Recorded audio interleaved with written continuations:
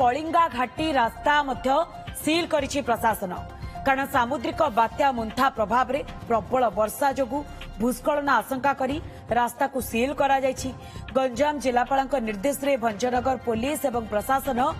दुर्गा प्रसाद रे पहुंची कलिंगा घाटी रास्ता को ब्यारिकेड बांधी संपूर्ण भाव में सील करिछि। घाटी रे चलिथिबा निर्माण कार्य को बंद करने सहित घाटी उपर को जिबाकु बारण करा जायछि। सेपटे भूस्खलन आशंका करी भयभीत घाटी पाखरे रहुतबा लोक माने एने स्थानीय लोकों सहित अधिक आलोचना करिसेंती आम भंजनगर प्रतिनिधि राजेश कुमार पंडा। बात्या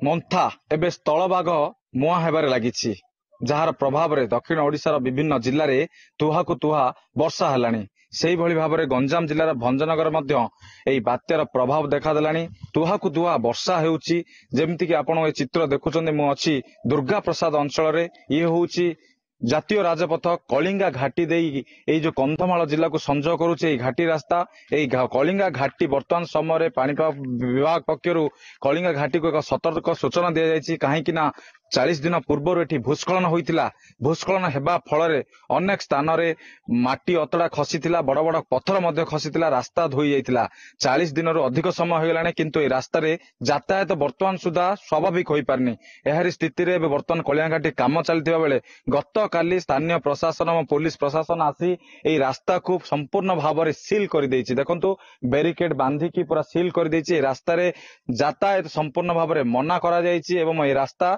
संपूर्ण भाव में सुनसान रही। देखो रास्ता को लगिकी एक परिवार रोचंती एठी सेमाने किभली अवस्था रहिचंती सेमाने केते परिमाण सचेतन होइचंती तांको पाखको प्रशासन आसीछि कि नाही सेमानंको वर्षा जो बन्या हबो बोली कुआ जाउछ बात्यार प्रभाव रे बन्या हबार जो आशंका करा जायछि सेति पय कोन सब सतर्क सूचना जारी करा जायछि से समम विषय रे आम पाखरे एठी जने माउसी अछन तांको पछारी बुझिबा माउसी को पछारिबा। प्रकृत रे माउसी आपण एई घाटी तळे रहउचंती घर करिकी अनेक समय बन्या ना शुणी बन्या एबे गोटे बन्या आसबार अच्छी कौन भयभीत अवस्था अच्छा बेसी डर आज्ञा कुआडे जीवु कुआडे ना राति ना दिन ना आमर कि ना एमती अवस्था अच्छु पिला कुटुम अच्छी आ कुआडे आम जगह बाड़ी अच्छी ना कुआडे से जीवु 40 दिन हो गला 40 दिन हो गला घटना से पूरा भांगी मुंडिया खसिकिना जाइती केते पथर कड़े पथर घर घर भाया होता है पथर जाक अच्छी से पड़े जाक रुट कम हम हेले भी चली गाड़ी बुढ़ा माटी पथर पकाउछंती काली बंद हो काम बंद कर दे। हाँ बंद कर कौन बंद जानी पारलो काम बात्या अच्छी बोलिकिना डरिकिना बंद कराई सरकार जानले सरकार जानिक निजे आसिक बंद कर वर्षा जोर हम भूस्खलन हम आका ना बोले ठीक राति के दिन किए जानी आज्ञा पहाड़ तले घर कर पानी पथर आसो पानी आसो कौन आसो आसिले कौन कर कुआडे जीवु डरुचु बेसी डरिकिना राति दिन आम निद हो ना प्रशासन कौन आसी सचेतन किसी ना किए ना किए ना किए आसी ना किए भी इे आई ना काली आकाशिकी एटा एमती कौन दचना गिना करवा कि गरीब लोक को एटा किछि कहि नै एटा भी किछि कहि नै खाली रूट बंद करके गले मौसा काली सब के आस्तिले एठी सब प्रशासन पंच की से रास्ते आइथिला बाबू हम जानिनु आ कलेक्टर आइछि बोले कहिला जे हम मात्र जानिनु एटेन थिलु गहली लोक थिलु मध्य आ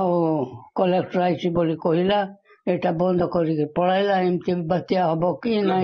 कौन सब प्रभाव पड़ुचे अंचल कौन पड़ुची कहीं प्रभाव तो नदी पानी बेसी आम तो हैरान हो हाँ रास्ता ऊपर पानी बसा नाई से बहुत समय जाऊँ गोटे दिन एमती जाऊँ धाई गलु उच्चा जगह को खाया पिया सब किए देला देला किए देला से माने हमें रांधी खाया पिया दोछन खाया पिया काई देले जामे तो मिले नहीं आ देती बोला केमती काम खाइ सरपंच चावल पठाइला रांधी ले नहीं देखंतु एठी जने परिवार रहुचंती सेठी मौसा मौसी दुई जन रहुछन प्रतिक्रिया आम नौले से कहवा कथा ए अंचल जितेबाला पानी आसूची खूब कम समय पाई पानी आसूची किंतु दिन तमाम पानी रहिबा द्वारा लोके एठारू उच्चा स्थान को देखि जाउछंदी एवं प्रशासन पक्षरु सेमिति किछि विशेष सेमानंकु सहयोग एवं साहाय्यर हाथ बढ़ा प्रसाद कलिंगा घाटी राजेश कुमार पंडा ओटीवी।